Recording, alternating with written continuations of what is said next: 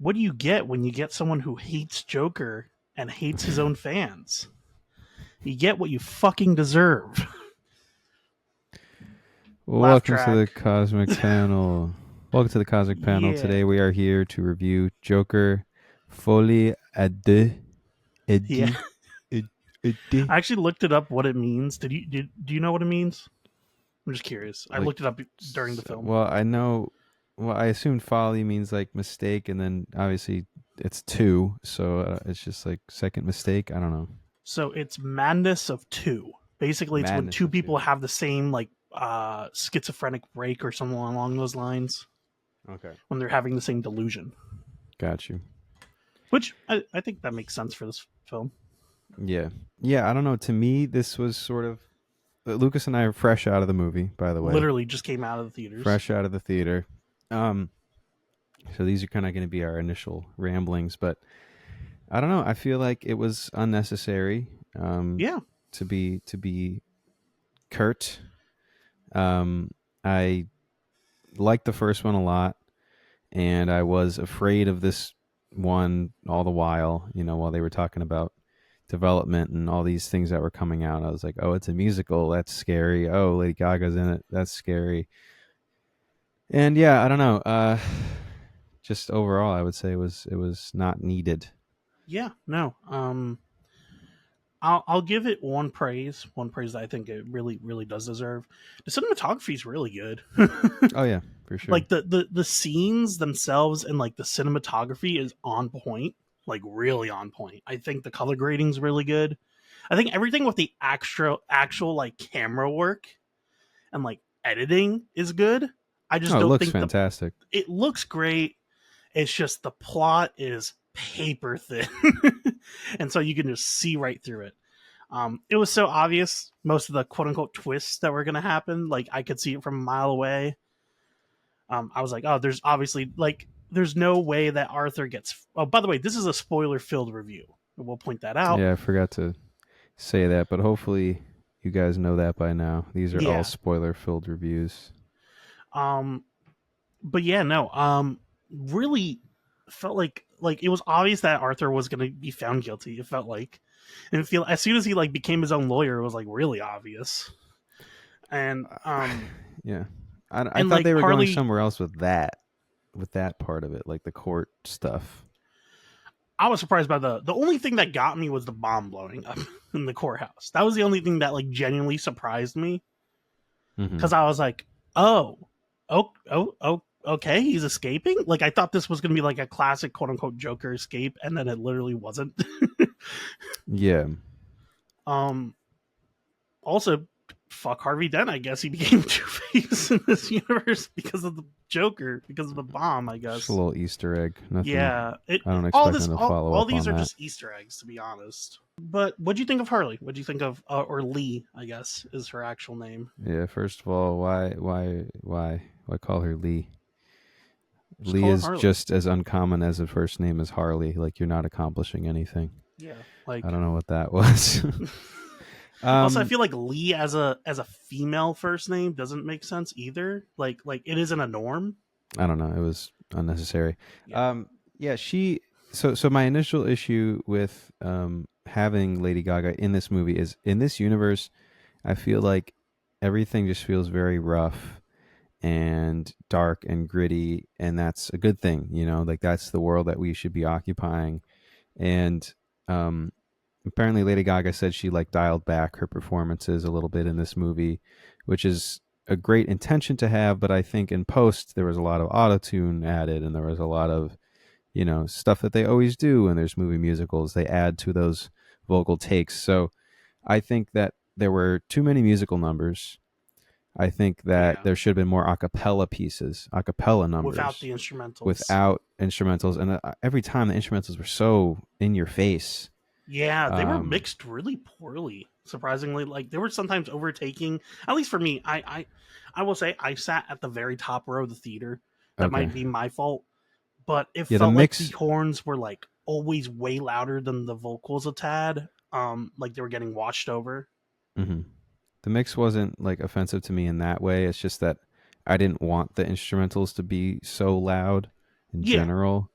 I feel like if a lot of this is happening in, Joker's head, that there were maybe more nuanced ways to display this to the audience. She herself, I think, did her best with the material. I think that she had some compelling moments, but the hardest thing for me to buy was that she apparently had worked in psychiatry and was Doing stupid this. enough to go into the to check herself into a institution and try and meet him. How did she know that he was going to be brought over to the other side? Like, to even see her that first time, like all this stuff. I don't know. It just didn't really check out. No, it doesn't make Um, sense. so that was my one problem with like how she got to meet him. Yeah, I think she definitely did dial it back. I just think that in post they added a lot of auto tune and stuff to her vocals that made it feel overproduced. I wanted it to be rough. I think Joaquin's vocals were rough. Yeah, like he had moments where it actually was off tune or something like that, and it's like I need more of those moments.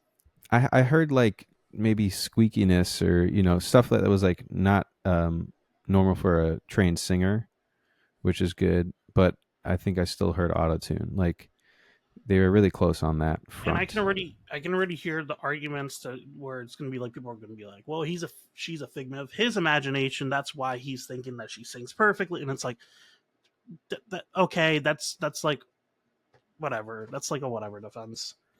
Yeah, that you can. I guess people can say that. My You again, my could say thing that is for just that most of the they're. stuff in this film. Yeah, exactly. But there were just too many musical numbers. Was my issue. Yeah, I like the idea that this is where Joaquin, or this is where Arthur finds peace is solace. in music. Is in Yeah, music. That's a great premise. But yeah, there were just too many. Sorry, what were you gonna say?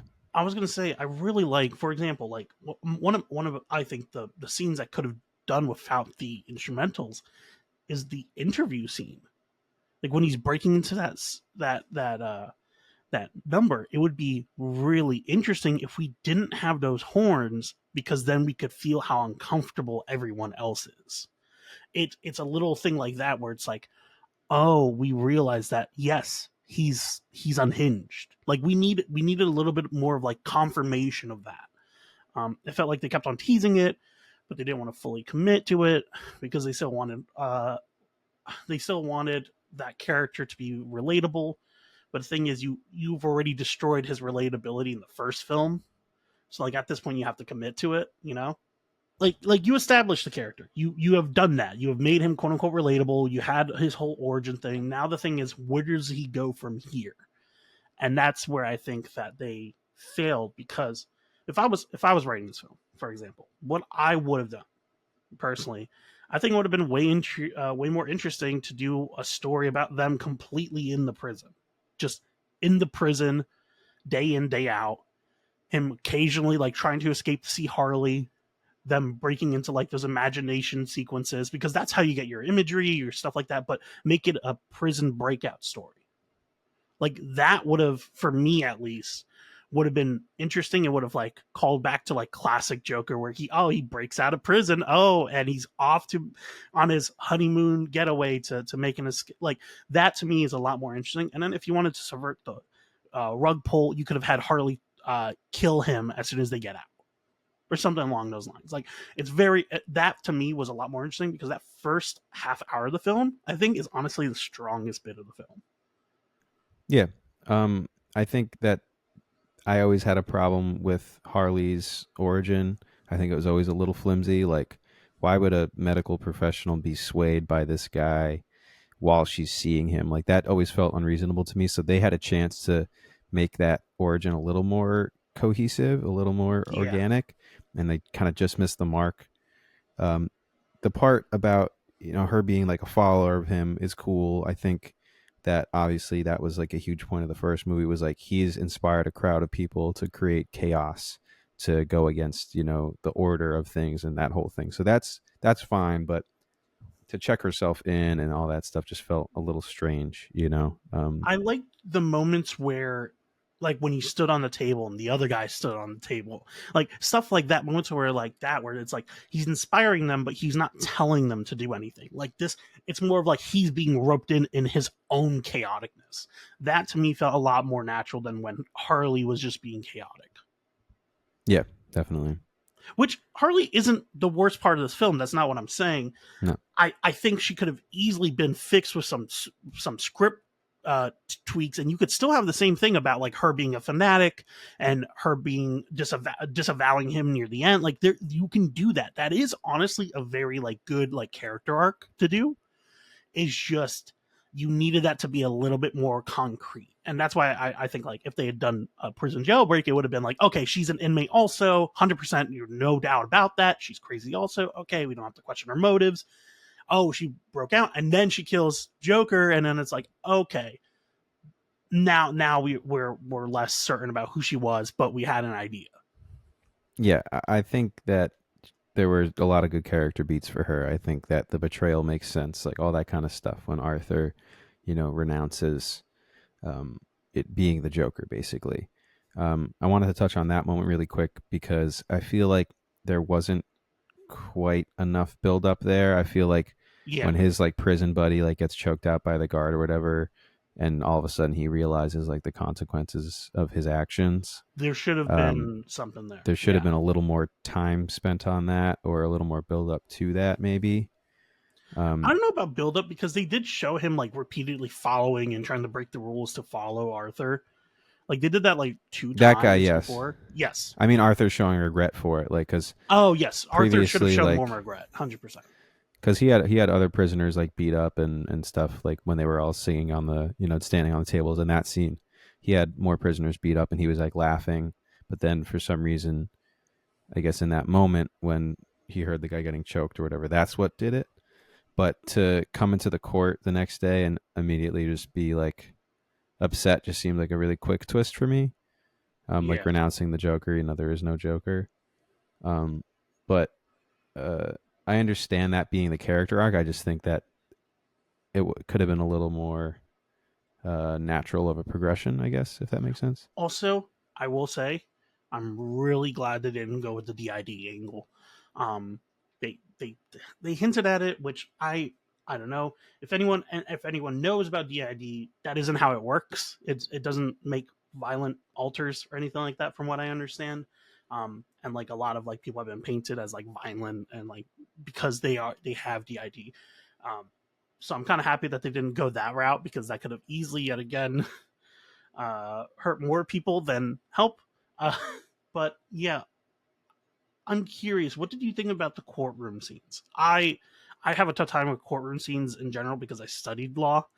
so so for me, it's like an extra like twist knife in my heart because I'm like, that's not like my heart goes like, oh, that's not realistic. That's not real. Like automatically in my brain. Yeah. So when again, just going into this movie, I felt apprehensive because of how much I liked the first one. Like I was saying, so for me, it was just them showing so many like long walks down hallways, them showing entire days of court, like 4 days of court. It's like they're just filling time for me. Um, and only when you get to like the last two witnesses do I really give a shit because we're talking about the lady who he made up a romantic fantasy with in his head in the first movie. We're talking about the one guy he didn't kill in his apartment, like the one guy that he was nice to at work, like that. So I feel like in general they just were spending too much time on the wrong things, um, because there wasn't enough premise for the movie. Like there wasn't enough plot. So that Yeah. was kind of my main issue. Was everything looked beautiful, but it was just a lot of unnecessary beats that I didn't think I needed to see. Um, I think it was interesting that this lawyer was trying to defend him and trying to use that as an argument, but obviously he never believed in it. But I just didn't know where they were going. I didn't know what their end goal was there because Yeah. Arthur was so conflicted himself as to whether he should embrace that or not. Should he try and plead innocent? Like, what is he doing? It just flip Also, flopped like too many times where I didn't understand where they were going. Yeah, and then there's also like the angle of like the Joker movie, like affecting people's like opinions on the whole thing. So like the first movie is technically meta because it happens in the film. I guess that's like a really weird thing about it. Yeah, I this film could have been good, but there's I think the idea is that Todd Phillips probably didn't want to make this. He probably had to because it broke $1 billion in the box office, and I was like, oh well, fuck. Well, I have to now for the paycheck. Um, and while Joaquin brings in a hell of a performance, the writers didn't really give him enough to work with, to be honest. And plot wise, there's just not enough consistent, steady, concrete plot beats. That's really I think the plot beats for me is the biggest thing because you could have gone a multitude of ways without even having to have Arthur actually interact with the outside world.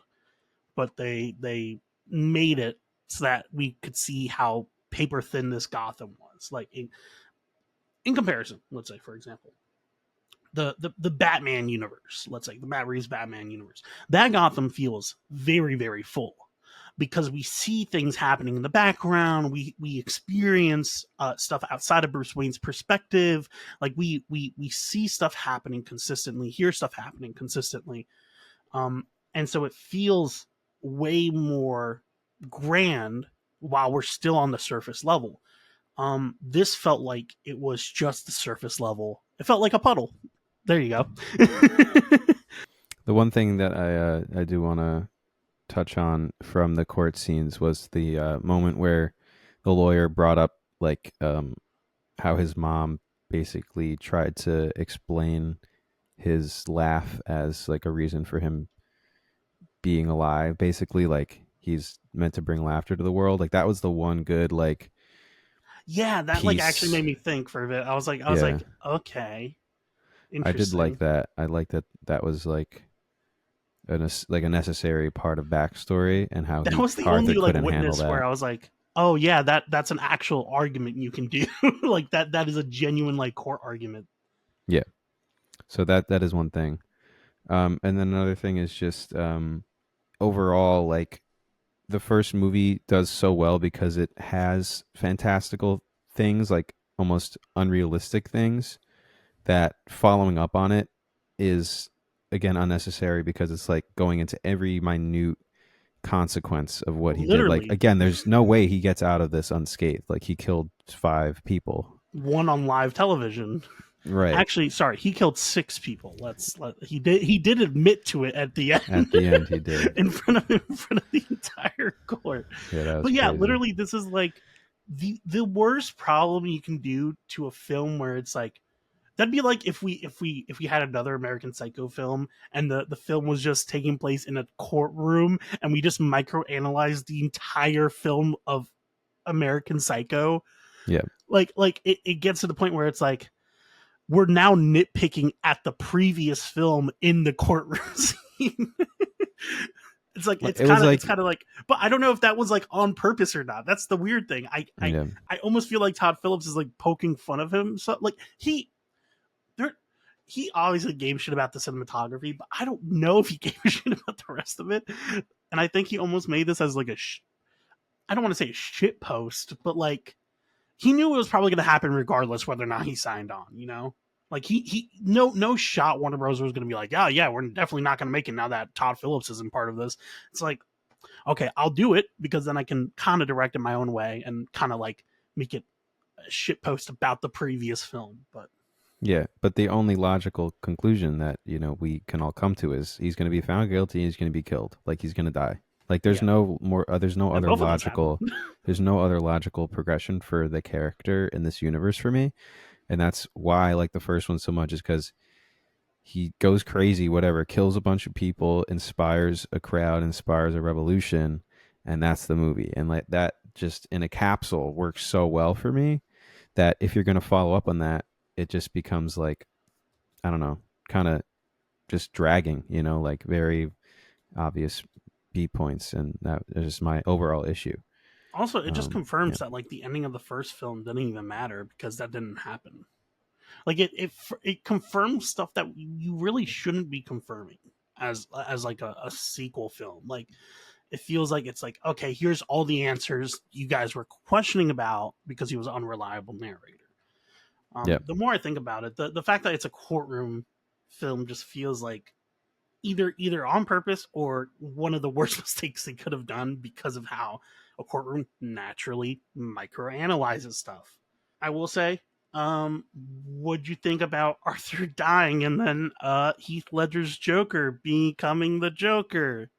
Yeah, no, I mean, but that also makes sense to me. Like, it just was all so logical to me. Like, I think that makes sense. Like, you know, this was an example of a crazy person who looked to Arthur as a role model, and when Arthur backed away, he was angry, He he's furious. flinched. So yeah, I thought that was good. I thought that made sense.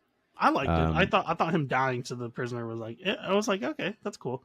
It it's was just interesting though that it was like, I feel like they didn't need to go the extra step of him literally slitting his face. I don't know. Yeah, it was like I couldn't tell if it was like just improv because they were already like mostly on Arthur at that point when he started like licking the knife or whatever the fuck. The other thing that bothered me was like that he called himself a psychopath in the joke. Yeah, that. Uh, Seemed yeah. unnecessary. Okay. Like, Yeah. I'm a psychopath. Hey, look at me, I'm a psychopath. Like that's what it was like. It's just very like weird and unnatural. But again, it just was Should have gotten logical to Jared me. Leto. And now, yeah, he's inspiring another person to, you know, You didn't even hear me, did to you? do that. I just wanted to finish my thought. Should have gotten Jared Leto. Yeah, it Made would him have been come in, better. Yeah.